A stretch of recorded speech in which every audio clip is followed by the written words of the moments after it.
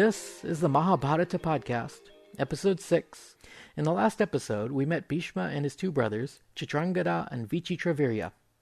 We left off with the death of their father Santanu when the two youngest sons were still children. Despite the fact that Bhisma was the eldest son, had the most experience, and was by far the most capable among the three brothers, he had sworn an oath that Satyavati would be mother of the king, and so he placed his brother Chitrangada in line for the throne. Bhisma then took over the post of regent, while his stepmother, Satyavati, supervised.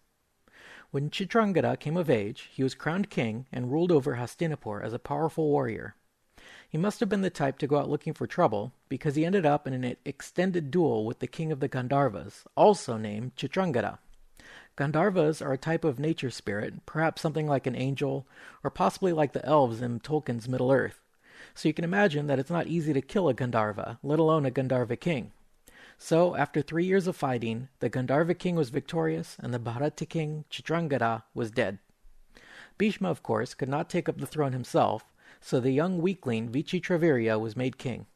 I'm only guessing he was a weakling, but I think you'll agree as we look at the subsequent events. His mother, Satyavati, consulted with Bhisma, and they decided the boy needed wives.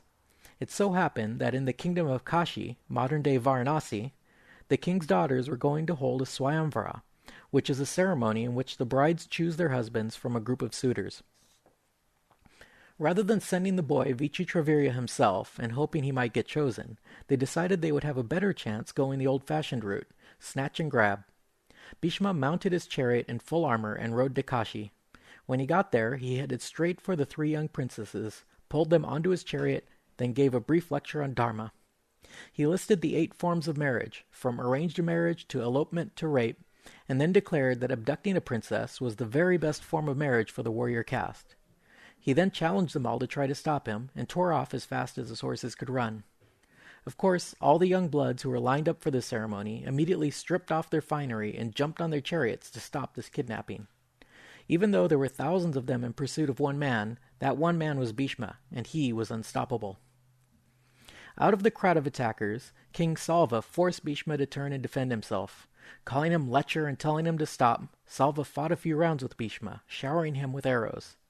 He managed to slow up Bhishma's pace somewhat, but then Bhisma killed Salva's horses and charioteer, thus ending his pursuit. Bhisma arrived in Hastinapur triumphant, with the 3 fiancées for his younger brother. As preparations for the marriage were underway, the eldest girl, named Amba, approached Bhisma. She told him that she had already set her heart on another man, that same King Salva who had nearly stopped Bhishma's escape. She told Bhisma that the two of them had a prior arrangement, and thus it would be unlawful for her to marry anyone else. Considering this, Bhisma consulted with the learned Brahmins, and they concluded that she should be allowed to leave for her betrothed.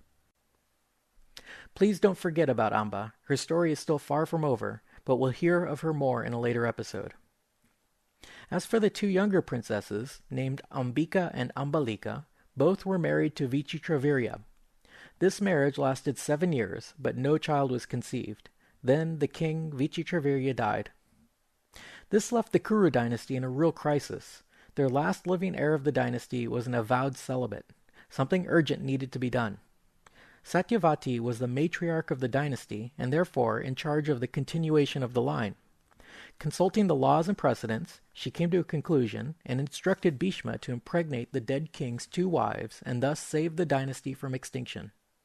Bhishma's reply was typically passive-aggressive. He said, "Remember when my father wanted so badly to marry you? Remember the oath I swore in order to satisfy your father? Well, that oath of celibacy is the highest law, and I will not violate it." Perhaps Bhisma took some grim satisfaction as Satyavati babbled inconsolably in her hunger for grandsons. He then suggested a solution, but first he had a couple of stories to tell. Bhisma told her about the Brahmin Bhargava named Parasurama, who, in retaliation for his father's murder, angrily killed off the entire race of Kshatriyas, or warrior caste. We are mostly familiar with the Brahmin caste as being occupied with the Vedas and rituals, but there was one group of Brahmins called Bhargavas who took up the occupation of arms. They are said to have quarreled with the Kshatriyas and, in this case, actually killed them all off. The Kshatriya women, bereft of their husbands, turned to the Brahmins and with them repopulated the warrior caste. Just in case you're a little confused about these terms, ancient India divided society into 4 hereditary classes called varnas: the Brahmins, who functioned as priests; the Kshatriyas, who bore arms and held kingship; Vaishyas, who were the merchant or bourgeois class; and the Shudras, who were peasants or serfs. This is generally referred to as the caste system, and some vestiges of it remain to this day in Hindu society, but it's generally not polite to ask. We'll mostly hear about the Brahmin and Kshatriya Varnas in the Mahabharata, since presumably they would be the only ones literate and wealthy enough to have a story about themselves preserved for this long. Bhisma then told a second story about a wise seer called Uttatya and his wife Mamata. Uttatya's younger brother was the famous Brihaspati, who was the priest to the gods. One time, while alone together, Brihaspati assaulted his sister-in-law. She yelled at him to stop, saying that she was already pregnant with her husband's child, and so for him to spill his seed would be a waste. It's an odd argument to make at a time like this, but I guess these old rishis were very conservative with their semen. In any case, the old boy was too far gone, and he shot off his wad. As this happened, the little fetus spoke up, saying, "Boh! There's no room in here for 2. You have wasted your seed, and I was here first." Thus annoyed and ashamed by the cheeky little fetus, Brihaspati cursed it to blindness and suffering. The child, Dirghatamas, was born blind, but nevertheless grew up into a powerful Brahmin and fathered 4 sons of his own. When he was quite old, the sons decided that the cost of keeping him was not worth it, so they tied him to a log and sent him adrift down the river. As the blind old man floated down the river, he was rescued by a wise king named Balan. Balan happened to be sterile and had no children. He recognized Dirghatamas's greatness and asked the old man to lie with his wife and beget children. Dirghatamas agreed, but the wife was unwilling, and tried to fool him by putting servant girls in the bed. The old man did his thing with the servants, but also reported the substitution to the king. The king then compelled his wife to do her duty, which she did, and thus the king's dynasty was carried on to the next generation.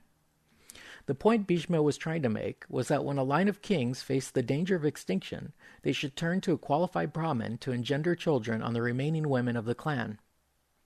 Upon hearing these stories, Satyavati decided to make a confession. She told Bhisma about her old job running the ferry and the randy Brahmin Parasara who assailed her. See Episode 3. She explained that she had given birth to a Brahmin named Krishna Dvaipayana Vyasa. She recalled that her son had offered his help if at any time she needed him, and now they could use him to beget children on her 2 widowed daughter-in-laws. Bhisma considered her proposal and decided that this plan was perfectly according with Dharma and in the best interest of the dynasty.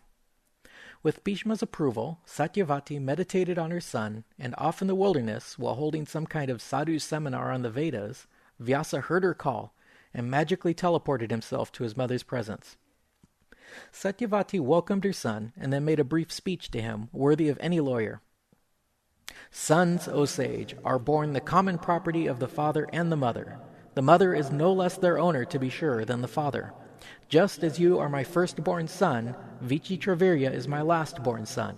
Therefore, just as Bhisma is Vichitravirya's brother on the father's side, so you are his brother on the mother's side. This son of Santanu, Bhisma, whose word is his strength, is keeping faith with his word, and has no mind either to have children or to rule the kingdom. Now, out of esteem for your brother, for the continuity of the family, at Bhishma's word and my own behest, out of compassion for the creatures and for the protection of everyone, you must do what I am proposing without any cruelty of heart. The 2 wives of your younger brother, who are like daughters of a god, lovely and in the bloom of their youth, are yearning for sons by the law. Beget children on them that are worthy of our family and of continuing our progeny."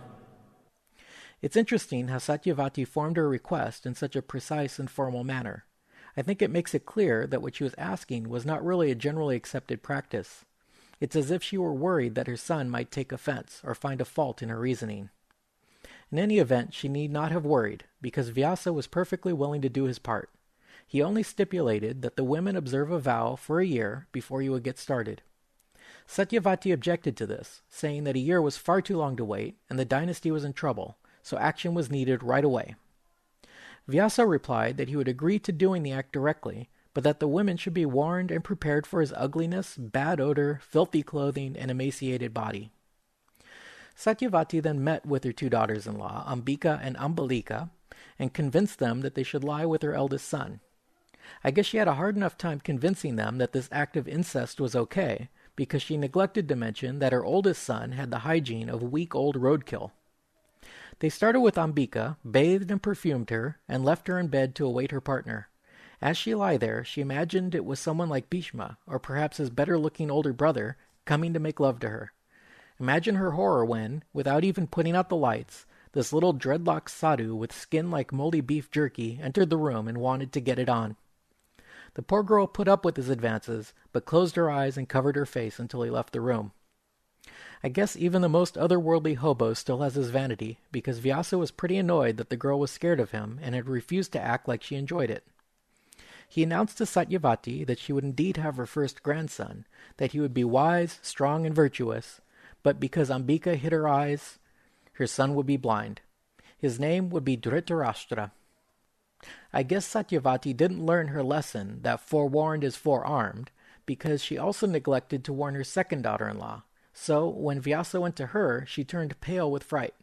Again, Vyasa successfully produced a son, but while this son would have his sight, he would have a sickly pallor.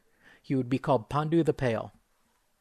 Following the birth of these two sons, Satyavati called on Ambika to have one more son, just in case something happened to the first two. Ambika agreed, but when the time came for her to lay with that awful man, she lost her nerve, and compelled one of her servants to take her place in the bed. This probably points out one of the flaws of the caste system, because this low-class girl did her job the way it should have been done by her betters. She greeted Vyasa with all respect, served him, and pleasured him all night. Vyasa, of course, knew of the deception all along, so the next morning he told her that she would no longer be a slave, and that the child she had conceived would become the most sagacious man in the world. This child was called Vidur, the third brother who, born of a commoner, would not be eligible to be king. After this final act, Vyasa announced that he had fulfilled his commitment and then vanished. Back in episode 4, I mentioned the essay called The Partial Incarnations. In there, we are told that Vidur was a partial incarnation of the god Dharma, thus explaining his total enlightenment with issues concerning law and ethics. It is interesting that in the Mahabharata, they talk of Dharma as not only an idea, meaning law, ethics, righteousness, but it is also known as a god. Remember how this whole story was being recited to King Janamejaya at the snake sacrifice? Well, after hearing about the birth of Vidur, King Janamejaya interrupted Vaisampayana and asked him what the god Dharma could possibly have done to be born the son of a Shudra. Vaisampayana answered him with a story about a Brahmin named Mandavya, who was known as a great ascetic. One of his favorite yoga practices was to stand outside his hut with his hands upraised and observing a vow of silence. One day, while doing this yoga, a group of bandits, in hot pursuit by the king's guards, came across his hut and hid inside along with their plunder. When the guards arrived, they asked the hermit about the bandits. The hermit, of course, refused to move or speak, so the guards searched the hut and found the bandits. They suspected the hermit of being an accomplice, so they also arrested him. When the hermit and the other bandits were brought before the king, they were all summarily sentenced to death by impaling. Justice was swift, and all the accused were immediately impaled, including the Brahmin Mandavya. Mandavya was an accomplished yogi, and so, even though he had a stake driven through his body and was suspended off the ground, he did not die. After several days of this, he caught the attention of the king. The king was immediately contrite and ordered the hermit to be removed from the stake and asked his forgiveness. The hermit forgave the king, but unfortunately the stake could not be removed. All they could do was cut off the ends, leaving the poor guy to walk around with the stake embedded in him. Fortunately, according to the thinking of the times, such a condition of suffering counted as an austerity, and thus he gained immense spiritual power in return for his suffering. Using these new powers, the miserable Brahmin traveled to the realm of the gods and interrogated Lord Dharma himself. He asked the god, what had he done to deserve such a horrible fate in this life? Dharma replied that when Mandavya was just a child, he had impaled flies with blades of grass, and for that youthful act of violence he must suffer karmic retribution. Mandavya castigated the Lord Dharma, saying that the sin was small, but the punishment horrific. Furthermore, he was an ignorant child when he had done it. Therefore he cursed the god, saying that he should be born a man, and the son of a Shudra at that. To top it off, he laid down a new rule for posterity, saying that nothing should be counted as sin if committed before the age of 14 years. Thus, we are only karmically responsible for our actions after we have reached the age of discrimination. This explained how the god Dharma was incarnated as the son of a slave. The childhood years of the three princes was a veritable golden age for the land of the Kurus. The three boys each became learned in law and the Vedas, and trained at arms and government, while their uncle Bhisma acted as regent and protector of the nation. Finally, as the boys reached manhood, the second brother, Pandu, was made king. The eldest, Dhritarashtra, was disqualified because of his blindness, and Vidur was disqualified because of his birth. So, once again, just as Devapi was passed over to make his younger brother Santanu king, and Bhishma was passed over to make his younger brother Chitrangada king, for the third generation the oldest brother was again passed over. Only this time there would be consequences for this decision. That's it for now. Next time we'll see the Kuru princes enter the international marriage market, forming alliances with their neighbors. Also, we'll hear about the birth of both our heroes and our villains, all 105 of them. Thanks for listening.